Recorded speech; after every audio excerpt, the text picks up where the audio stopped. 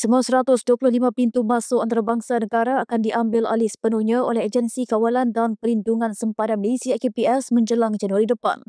Ketua Pengarah AKPS Datuk Seri Muhammad Syuhaili Muhammad Sin berkata, agensi itu berada di fasa kedua pengambil alihan baki pintu masuk antarabangsa yang sedang dijalankan di seluruh negara ketika ini. Beliau berkata demikian ketika berucap di Majlis Ulang Tahun pertama AKPS di Kompleks Setia Perkasa 3 di Putrajaya pada 17 Oktober. Turut hadir mantan Ketua Pengarah AKPS yang pertama, Datuk Seri Hazani Ghazali, Pengarah Jabatan Siasatan dan Penguasaan Trafik, Datuk Seri Yusri Hassan Basri dan Ketua Pengarah Penjara Malaysia, Datuk Abdul Aziz Abdul Razak. Muhammad Syuhaili dalam ucapannya berkata, AKPS ketika ini menumpukan kepada pembentukan hala tuju strategik dan pelan pembangunan jangka panjang dengan fokus utama ke arah pengukuhan sumber manusia. Katanya sebagai agensi yang masih muda, AKPS memerlukan peta hala tuju bagi pengukuhan dan perluasan operasi serta peningkatan kecekapan perkhidmatan termasuk pembangunan teknologi sempadan pintar. Kita kini sedang masuk fasa kedua pelaksanaan iaitu pengambilan baki pintu masuk antarabangsa yang masih aktif di seluruh negara yang akan menyaksikan hampir 102 lagi pintu masuk menjelang Januari 2026.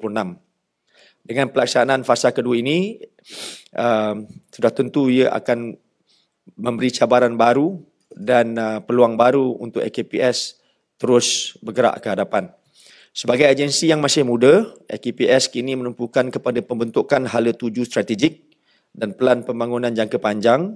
Fokus utama selepas ini termasuk pengukuhan sumber manusia agensi, penyediaan plan strategik AKPS yang akan menjadi peta jalan ataupun roadmap bagi pengukuhan struktur, perluasan operasi dan peningkatan kecekapan perkhidmatan serta pembangunan teknologi sempadan pintar atau smart border technology yang akan menjadi nadi kepada operasi AKPS di masa hadapan, termasuk sistem biometrik bersepadu, pengimbasan automatik kargo, integrasi data masa nyata dan analitik berasaskan kecerdasan buatan.